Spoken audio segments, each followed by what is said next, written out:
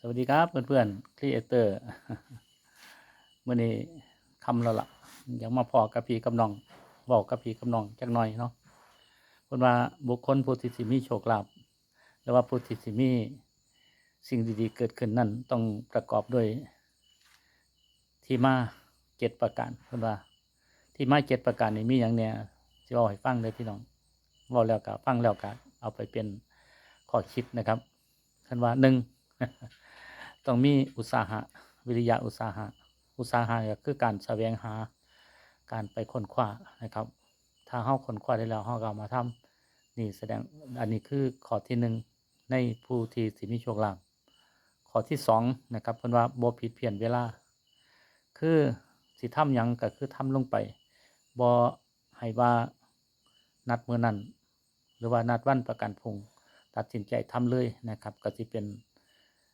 ส่วนที่ดีของผู้ที่มีโชคมีลาภอันที่3การรู้เท่าทันเหตุการณ์หรือว่ากิจการของเฮาที่ทำมานะครับเฮาเฮ็ดหยังลงไปเฮารู้เท่าทันบ่ให้ผิดเพี้ยนหรือว่าติต้องให้อย่างดีนะครับงานก็สิสำเร็จไปด้วยดีนะครับเพิ่นก็ว่าบ่ให้ผิดเพี้ยนให้รู้ทัน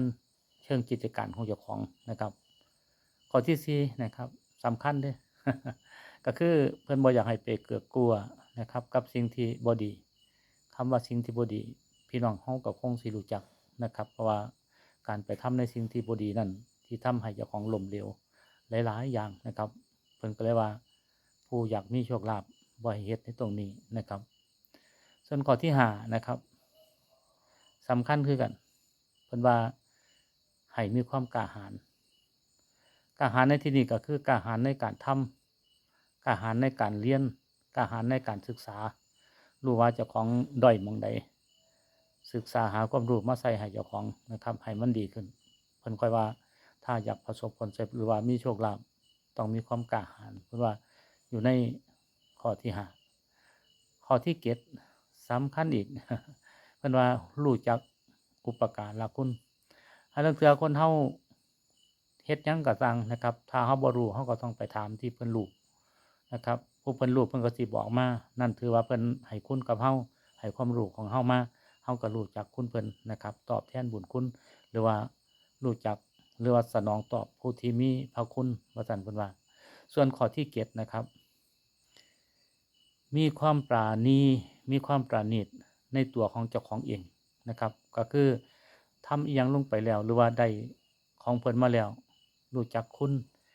ประนีประนอมนะครับมีใจอ่อนน้อมมีใจถ่อมตนนะครับบ่อวดอุตริเจ้าของว่าเป็นคนเก่งเมื่อสำเร็จผลแล้วเฮาก็ยังเป็น